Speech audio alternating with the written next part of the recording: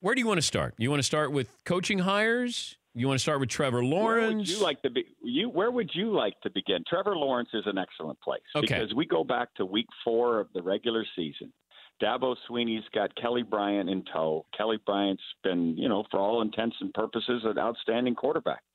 Took his team to the playoff the year before, but in that game against Alabama in the Sugar Bowl a year ago, he went 16 of 37 for 124 yards. And juxtapose that against the Deshaun Watson performances against that same Crimson Tide defense, and Deshaun had over 400 yards, I think, throwing in each of them. So I think Dabo looked around at the landscape of college football, what Dwayne Haskins was doing at Ohio State, what Tua was doing in Tuscaloosa, and said, I got to put this guy in. I can't wait. This guy has to be ready to go. And now we fast forward to what we just saw, and it was a 347-yard performance. Yeah. And it was a beatdown to go along with obviously a great defensive performance and a great defensive game plan by Brent Venables. But Trevor Lawrence is going to be the first pick in the draft. It's just which draft, because he is a 6'6" monster that basically threw Clemson to the national championship. If you had the number 1 pick this year, but you could only have Trevor Lawrence, you'd have to wait 2 more years. Would somebody take Trevor Lawrence now, knowing they couldn't have him until 2 more years? It depends on what you would think about Dwayne Haskins.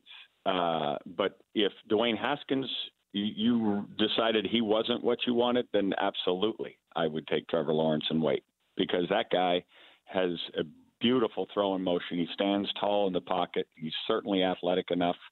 That last drive, they didn't, I think, threw one pass and took 10 minutes off the clock, and he steamrolled people for first down. So I think the guy is the find of finds. And the person wondering what the heck happened to me is Justin Fields, who now is transferring to Ohio State to take over for Dwayne Haskins, because he was ranked the number 1 quarterback in the land, and Lawrence was number 2. Yeah, but at that position, there's not a can't-miss kid, though, Rick. You're right. You're right. I mean, it has to be system, it has to be personality, and so forth. But for whatever reason, Trevor Lawrence blossomed right before our eyes. And I give all the credit in the world to Dabo Swinney for having the foresight to know he needed to do it, and for getting the guy coached up to the point where he became that fast a study and that kind of performer. But we also want what we can't have, and you can't have Trevor Lawrence. So therefore, we've seen you can't get the car you want, so you really want it. You can't have the girl that you really want. Trevor Lawrence he's the object you can't have, therefore we want to have it even more. The unicorn. Yeah. He's a unique guy, but this was the year a point guard offense in college football. Tunga Bailoa, if they make a few of those third downs, we're talking about Tunga Bailoa in the same breath. I mean, they just went down there and stalled in the red zone 3 or 4 times in the second half. So I think he's a remarkable player. I think there's Haskins had that kind of year. Ian Book provided that kind of spark for Notre Dame.